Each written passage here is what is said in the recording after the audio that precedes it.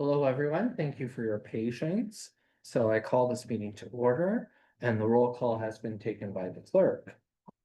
This meeting is being held in hybrid format in accordance with Article 18 of the city's procedural bylaw. Staff and delegates participating virtually are reminded to keep their video and microphones off until requested by the chair or members of the committee. All cameras for virtual members shall remain on to ensure quorum. Please leave your, all members of the committee will vote by physical show of hands. Please leave your hand raised until the chair has determined the result of a vote. In the event of a connection or service interruption that occurs that affects quorum, we may recess for up to 15 minutes to regain quorum. If quorum is not achieved, the meeting will be adjourned. So with that, I ask if there are any declarations of conflicts of interest with anything on the agenda this evening. Okay, seeing none. We have received two late delegation requests, one for item 5.1 and one for item 5.2. Delegations are required to register prior to 9 a.m. The committee may move a motion to waive the rules to permit the members of the public to speak. Is there a mover for that motion? Dan Brown, seconded. Dave. This needs 2/3 majority vote in order for it to happen. I'll call the question. All those in favor? Thank you. I declare that carried. So then we will move on to item item 4.1. Right, 4.1. Oh no. Through the chair, since we're in delegations, did you want to hear the delegations first and then go to the items, or did you want to hear the delegations with the items? Well, we'll do the delegations with each item. That's what we normally do. So we'll ask Darren Netzel to come forward for item 4.1, a heritage grant for 75 Grant Avenue. Darren, you have 10 minutes to speak, inclusive of questions. Oh,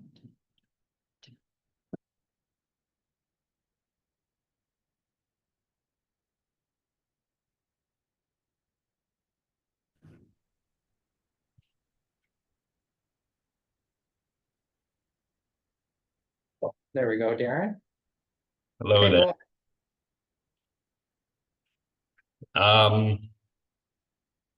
Yeah, so sorry I could not be there in person today. I'm just feeling a little bit under the weather. And I didn't know at this point, should I be going over what I'm applying for, or is that being done by the planner? The planner will go through their report and that. So if there's anything else that you wanted to add above the report, you're more than welcome to do so.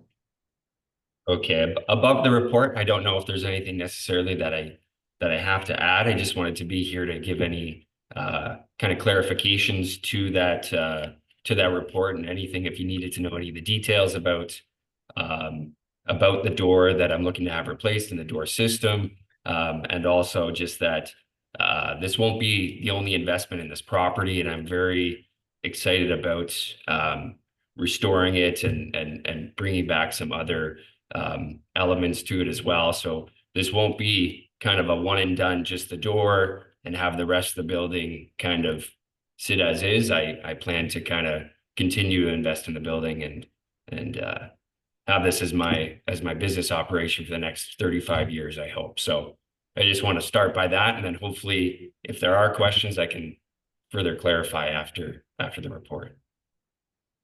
Okay, thanks, Darren. Does anyone have any questions for Darren? Okay, seeing none, we'll go over to Michelle then for your staff report.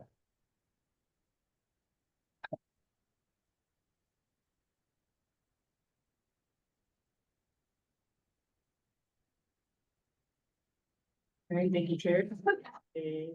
For a heritage grant, HG 0225 for 75 Brent Ave.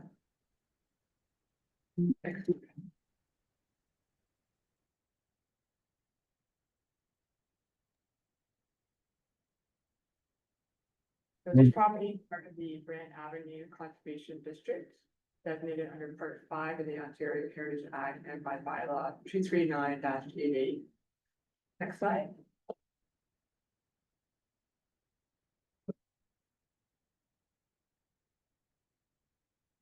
Here are the photos showing the location of the property and also the front facade showing with doors. Next slide. So the work proposed is considered minor under bylaw 12/2025 and was approved through a minor alteration permit. So the scope of work approved is the replacement of the wooden doors that you see in the photo. And the retention of the stained glass that you see above there. So they will be taking that out when they're replacing the doors, and then they will be adding a door glass front of the stained glass to preserve it for the future. The applicant submitted 2 quotes for the replacement of the wooden doors and the preservation of the stained glass transom window. Each quote provided similar eligible costs, and using the lowest quote, total eligible costs are $29,580, meaning that the maximum grant value possible for this heritage grant is $14,790. Next slide. The staff recommend that this report HG 0225 be received and that the request for the heritage grant be approved. If you have any questions, I'm happy to answer them. Okay, anyone have any questions for Michelle? Dan, go ahead. Seems pretty extravagant doors or something like 28,000 for the 2 wooden doors. To replicate what's there, almost to a T, is the high cost, and that's actually the lowest of the 2 quotes that we received. So is there work to be done on the transom window as well that's coming out? Yeah, so through the chair, yes, so basically what you see there will be taken out. And weather stripping will be upgraded and approved and new trim installed as well. And then the replication of the wooden doors and the stained glass won't be changing. It'll just be reinstalled with the storm glass in front of it. Anything else, Dan? No? Adam? And the doors, were there any quotes to restore the actual doors or a section of those doors? Through the chair, I'm not 100% sure, maybe the applicant could answer that question for us. So.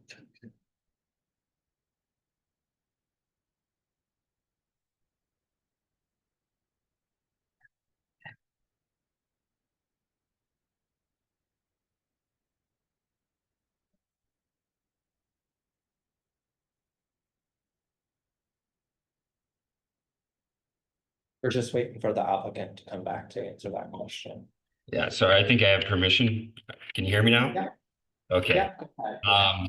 Just maybe to go to Dan's question to begin with. So it will be a full door unit replacement.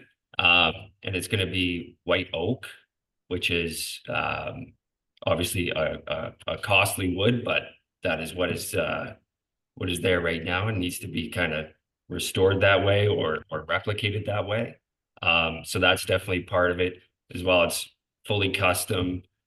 Both those door panels are awkward sizes. They're both fairly skinny. And so that's also, everything is kind of done custom. Trust me, I was kind of shocked by the cost of it as well, going this way, as well as kind of having another third verbal quote, which was rated around that ballpark, that it'd be 25 to 30 grand. I was given. I did look at doing a kind of like a fiberglass replica replacement. And so that was going to be around 12,000 to begin with. But then that would not be eligible for the grant. At the same time, I'm spending more money as opposed to going that route by doing the full door, full wood replacement, just because I feel like it speaks better to the character of the house, and also to kind of have that beautiful piece that's there. And I think it's an important part of Brant Ave and to kind of be there as a gateway for downtown.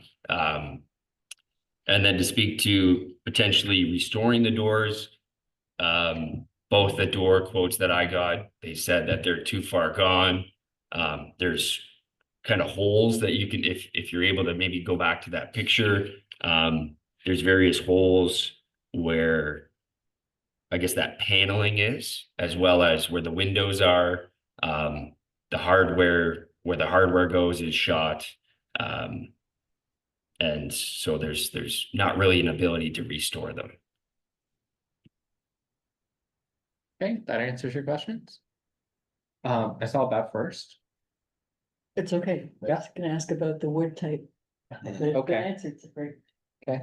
Dave? So the doors are original, the original doors to the property, or are they just old doors? Yeah, we believe that they're original to 1880 approximately. And is there any plan for salvaging the doors to use them anywhere else in some type of architectural element within the building that say these are the original doors, or are they just gonna go to landfill? The doors themselves will go to the landfill. Like if you can kind of go back to that, I don't know if you guys can see that picture well there, but they're too far gone. At the same time, we did talk about using the doorknob as a pull because we're not going to need a twist system because just the way that we're going to set up that door, and we're going to have a door closer on the inside. So we are looking to reuse that pull, but it depends what it looks like when it comes out. And then the stained glass itself, we're going to be cutting that out, not the stained glass, but around the wood frame of it, pulling that out, stripping the paint off of it, because the paint itself is kind of gone as well, having that nicely finished, and then that will go back up in behind the exterior storm glass window. So then that will be presented there as well. And then all of the trim details and everything like that are going to match exactly what's there. So it will be a replica. Yeah, would you be opposed to offering those doors to someone to reuse? And the reason I ask is we have several, I manage several properties, multi-residential properties that like to have character elements displayed in hallways. If there's an opportunity there for somebody to take those doors, go to the landfill, you'd be open to that? Yeah, for sure. For sure. Okay, any other questions for any other members of the committee? Okay, seeing none, then we have a recommendation that this application be received and that the request for the heritage grant be approved. Does someone want to make that motion? I see Dave, seconder Counselor Sullivan. Any discussion about the recommendation? Seeing none, I'll call the question. All those in favor? Thank you. I declare that carried. I do, sorry. What? We do have money still in the budget for grant. Yeah. Yeah, I usually approve it, yeah. Okay, so now we'll move to item 4.2 and we'll do the delegation with that one. So we have Ian Goran.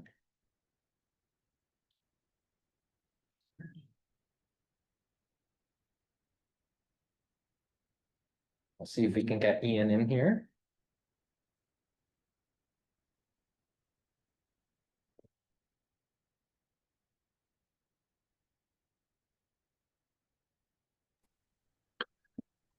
Everyone, thanks for bearing with me. My name's Ian. I'm a representative of Wilfrid Laurier University. We're glad to be here, and the building in question is Carnegie Hall. It's an important, one of the key important buildings, really, in our Brantford downtown portion, and probably the most photographed building that we have, that we use for, student enrollment and so forth. It also acts as our, I believe, our student welcome center right now. So this application is fairly cut and dry. It's a heritage building. we're of course committed 100% as a university to all our heritage buildings to maintain them properly. Of course, universities also have funding issues, so it's part of our phased funding for heritage buildings. I think we did the cupola at one point, the staircases and so forth, the front portion of the facade, and this is really for the sides to fix the sills because they're deteriorating, and essentially they're going to allow water in. And if you look at the report, you will see that the sills are deteriorating, and the opportunity for water to get in, if we go another winter without fixing it, would be rather disastrous for us, and it would create like quite a bit of damage inside for all the restoration that we did to that building. So yeah, our recommendation is to move ahead with this work. The work that we're doing is far beyond the maximum amount of the grant. We understand that, and which is fine. We're just glad to be able to apply for this grant. And that's it. And to maintain this nice, beautiful heritage building that was a library under the it was built originally as a library, and now it's maintains its use as a building for a higher learning institution. Yeah. Okay, that's my 5 cents. If you have any questions, technical stuff, I'm glad to to answer anything, guys. So no problem.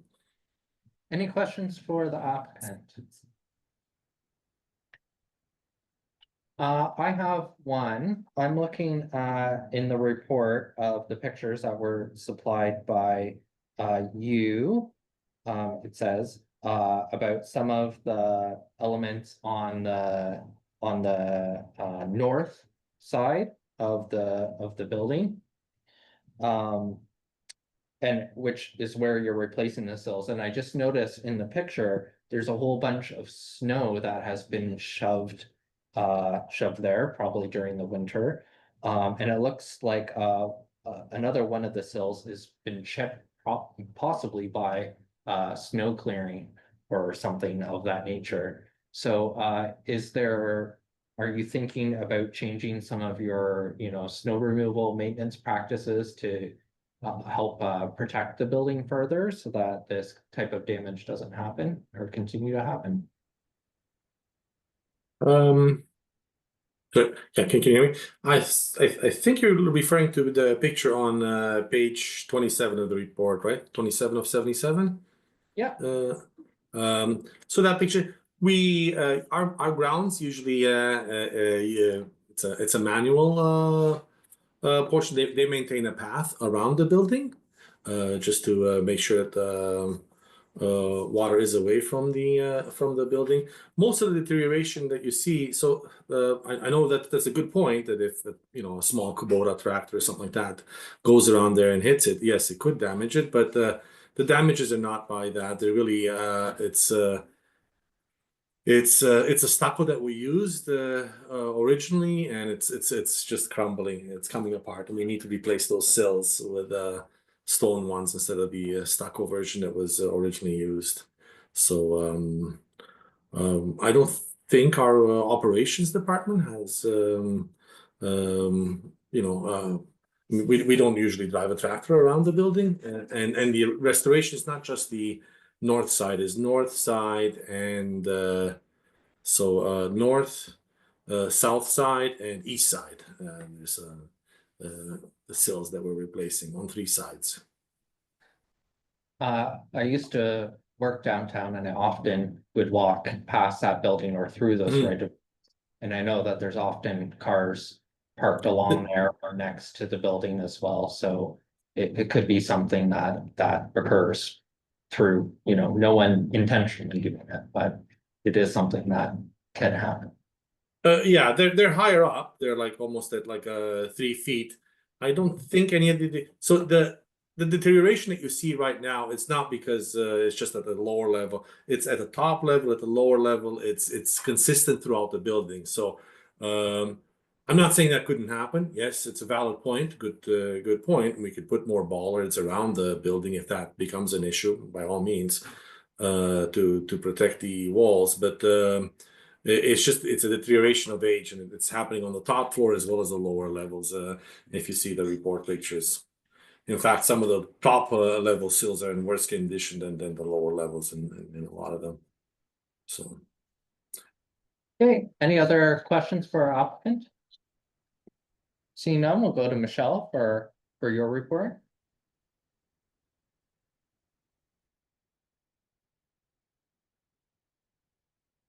Thank you, Chair. There's an application for Heritage Grant application HG 0325 for 73 George Street, also known as the Carnegie Building.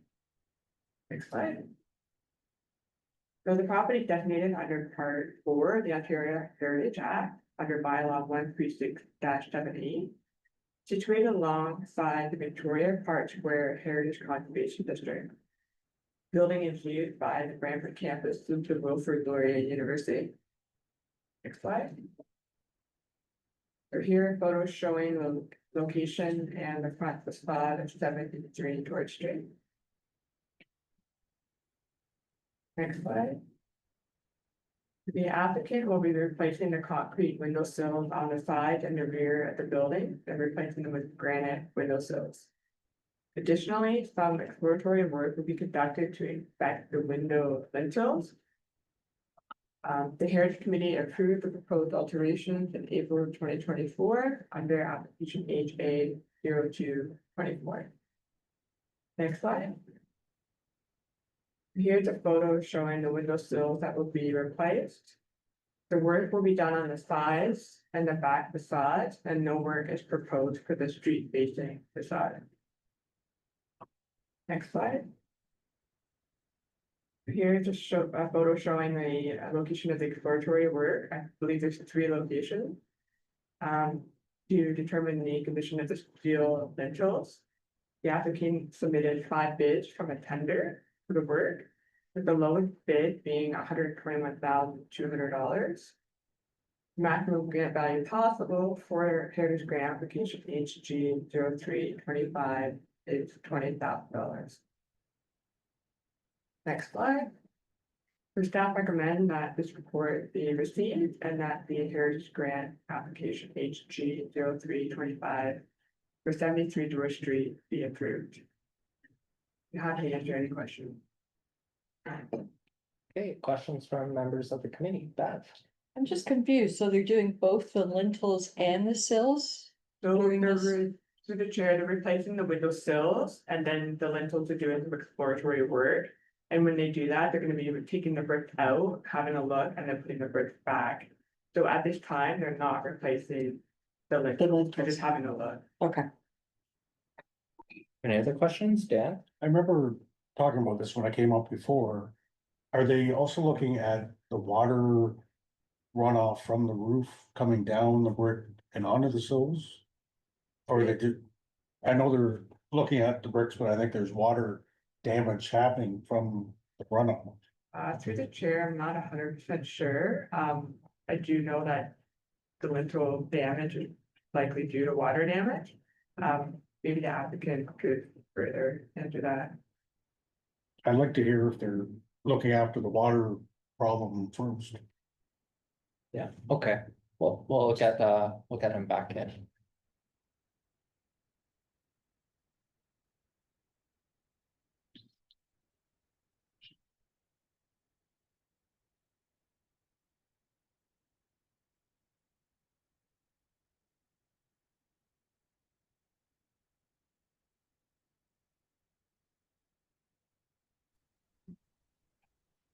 hi Go guys, thanks for bearing with me. Yeah, great question. So, what I understood is from the reports, the engineers that did the review of the damage. So the roof, we have a cupola and we have sloped roof in the front facade, which is the west side of the building. But the majority of the work that's being done around the building is really, I believe it has a flat roof. And we have parapet walls over there that seem to be working fine.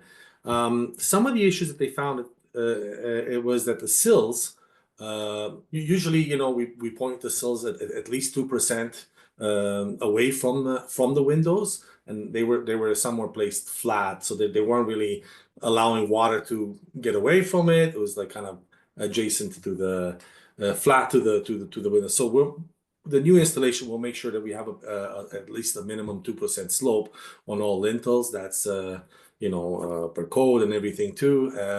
But we did notice that some of the damaged ones were even sloped inside. So I don't know, at some point, as water got in either through the bricks, if there were a crack, and the way the sills, we're gonna try to replace them with more solid stone types, and also inspect the sills, if there's any issues, so that we know if we have to change anything, the steel members up top. But it wasn't the damage was not so much from the runoff from the roof. It was just the way that the sills that were installed. It was a detail, and I don't think they're sloped enough. Like that, we would any new modern construction, you would slope the sills, 2%, even a deck. Everything is sloped away from the building, right? Because water is your biggest enemy. So that's what we were told. Does that answer? No, it doesn't. Sorry, it just seems like there's no deflection of water off the roof to keep it away from the side of the building. And I think that you're trying to make repairs at the bottom of the hill while the water is still coming down. Well, no, so the roof, it's a flat roof in the back. So all the water is got like it's drained in like sort of the middle portions of the roof. If you look at even Google Maps or whatever, to try to understand how it is. So I mean, there's nothing different. There's no water flowing off it and onto the sills. Like a waterfall, if you think, right. There is a sloped roof, but only for the front portion. And they do have troughs over there that catch any overflow of water. But there's no there's not like an existing overflow of water on that flat roof, if that's what you're thinking. I'd be interested to see your exploratory into the brickwork above the windows to see what's determined from that. Yeah, so I mean, the roof was replaced at some point. I mean, keep in mind, prior to replacing it, they did some fixing, but there may have been some water damage to start with back in the previous fix. They repaired the brick. I mean, usually your parapet, if it's leaking water, right? I mean, obviously that will affect your entire parapet as you go down.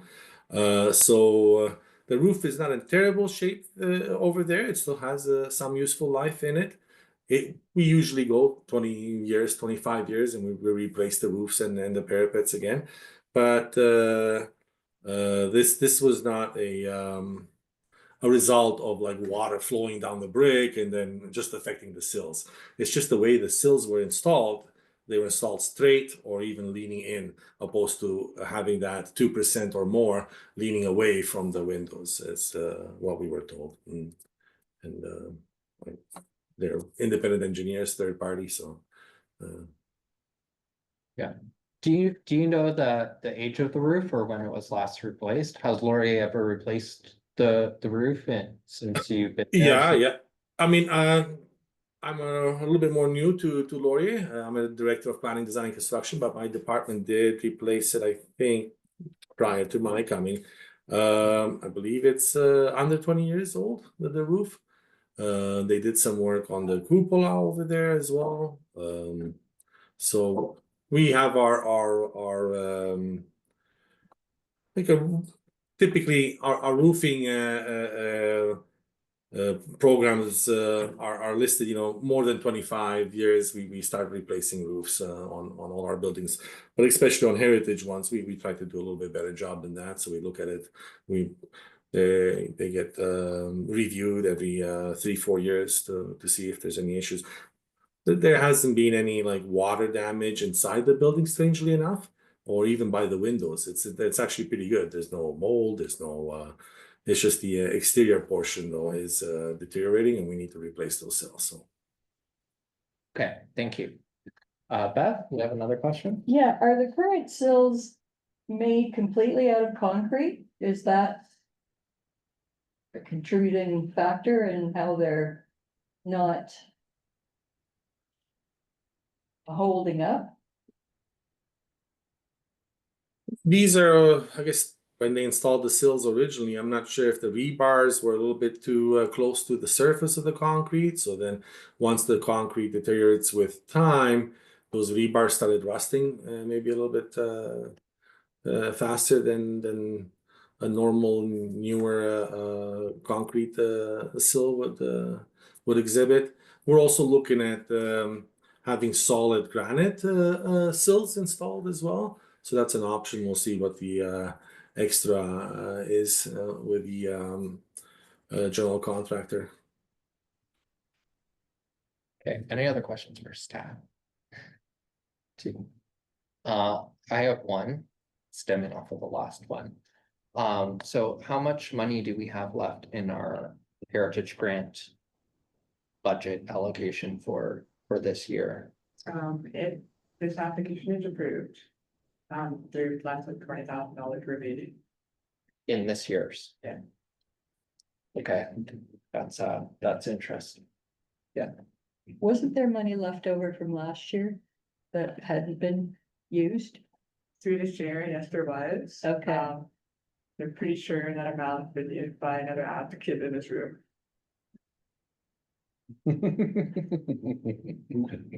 I can double check and we can, at the next Heritage Committee meeting, I can bring an update on the follow-up numbers. Okay, that would be helpful. Yeah. So if no one has any other questions, then we have a recommendation before us. Okay, so the recommendation is that it be received and the Heritage Grant approved. Did someone care to make that motion? I see Bev and Pat as a seconder. Any further discussion about this item? Seeing none, then I'll call the question. All those in favor? Thank you. I declare that carried. Now move on to consent items. So included in your package was the minutes from our January meeting, because it's been that long since we've had a meeting. Did anyone notice any errors or omissions in the minutes? Not hearing any. Would someone like to make a motion to approve these minutes? Dan Brown and a seconder. Adam, thank you very much. Any discussion? No, thank you. Then I'll call the vote. All those in favor? Thank you very much. I declare that carried. There are no resolutions. There are no notices of motion. Before we adjourn though, there are two things that I kind of want to talk about. So we have a new member here tonight, and I should have done this at the beginning of the meeting. We have a new member from the BIA, and Trisha as well is new, I think, from Woodland. So normally we kind of go around the table and give, a little 30-second synopsis about like why you've joined the Heritage Committee and allow you to get to know other members of the committee as well. So I'm Nathan Etherington. I'm the chair of the Heritage Committee. I've worked in museums and heritage work for the past 10+ years or so. So I have a lot of knowledge about history, about heritage repairs and things like that. So that's why I have joined this committee. So I'll move to my left here, and Bev, why don't you go ahead, introduce yourself. Bev Garner, and my background is in archaeology. I worked for a CRM firm for many, many years, and I'm currently retired, but I have a strong interest in Brantford's built heritage. Great, thanks, Bev. Thanks, Dan. I restore old houses and I love old houses. The reason I joined the committee, and I guess to share my experience. Great, Dave. So, yeah, I am the representative for the BIA. And this is brought to my attention that there was a need because our representative is going to step down. And I've always been very interested in heritage. In fact, I've restored a couple of heritage homes over the course of several years. One being on Dufferin Ave. So I know the struggles and the challenges, and this was prior to any grant money applications that were available. So I know what that's all about. And I'm glad that our city has that. I know the county doesn't have that at this point. But and I also manage several historical properties in the downtown, Royal Victoria Place, of course, a hotel, the Temple building beside City Hall. So I'm very aware of the historical value of these properties, and I'd like to have a voice on this committee. So that's why I said, yes, let's do it. Great, thanks, Dave. Adam? I'm Adam Lang, contractor in Brantford, striving to work on century homes and heritage homes. Me and my wife, we love old homes and love heritage in Brantford. So I want to join too, and to have a young face join the crew. Ain't that good? Bring us down if you. No, you don't see too much younger life That's true. striving to get into this stuff, so I think it was nice to join. Yeah, it's very good to have some engagement from It was not. younger it was people. not a- One of my, that I would include myself in that, although I'm getting up there now. Counselor Samuel? Okay, after that, I'm Counselor Manny Stonewall. I'm one of the council representatives on the Heritage Committee. And I'm on the committee because I'm passionate about heritage and preservation, so I'm glad to be here. Great. Now we'll turn to our group virtual members. Counselor Sullivan? Thank you. Yeah, I'm Counselor Sullivan, Counselor of the First Ward. This is my 4th year now on Heritage. Originally signed up for Heritage because I wanted to get involved in the community. But as a counselor, I've decided that I know development is coming, but I don't want it coming at the expense of our heritage. So making sure things are done properly. Great, thank you, Counselor Sullivan. Next we have Pat.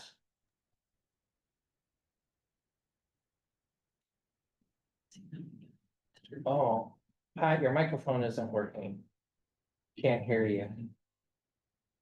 Are you on a headset or something? No?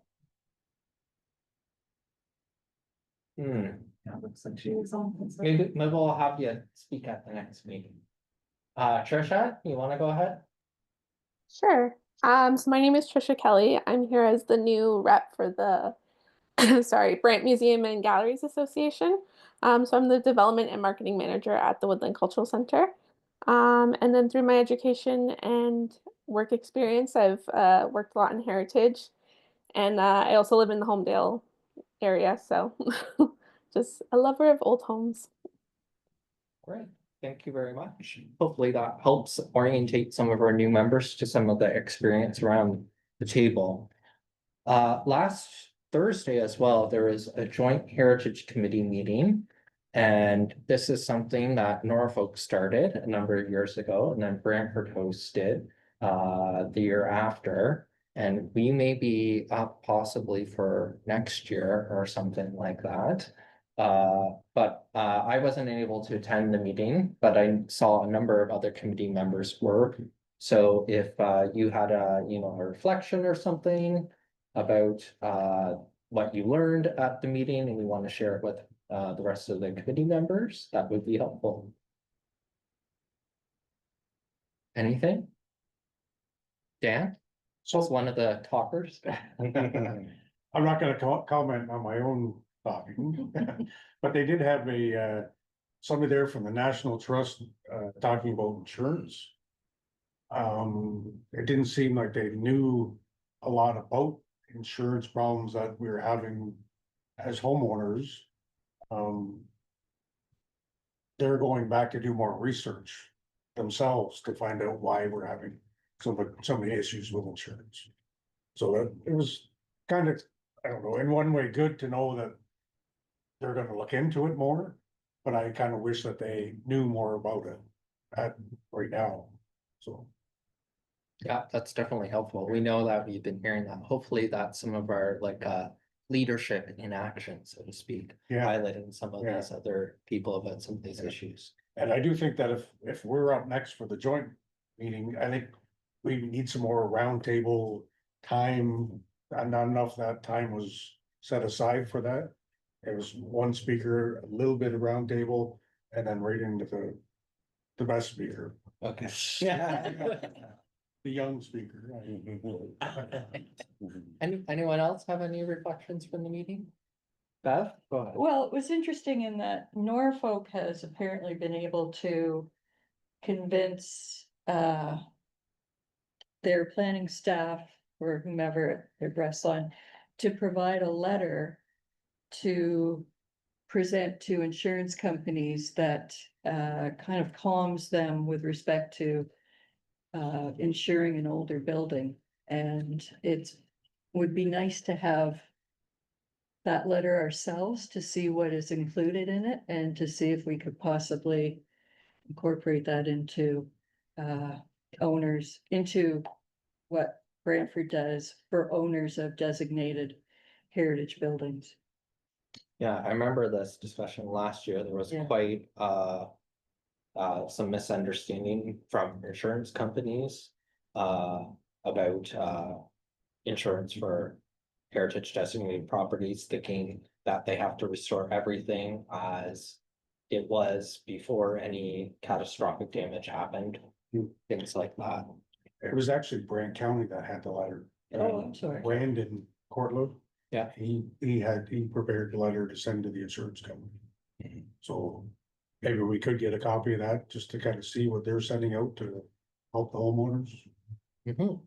That'd be helpful. I have. the- Michelle? Oh, You have yeah. the letter? Yeah. One. Yeah, go ahead. That would be Please. helpful, I think. Yeah, for sure. Great. I'm glad everyone had a good time at the Heritage Committee, Joint Heritage Committee meeting, where we can kind of learn from each other. You know, it's one of the things that the Heritage Committee does. You can't fulfill your mandate if you don't know what you're doing, or you don't know what the problems are that are coming ahead of us. All right, with that, I'll look for a motion to adjourn. Dave, thanks a lot. Hey, we'll see everyone in May. Thanks for a great meeting.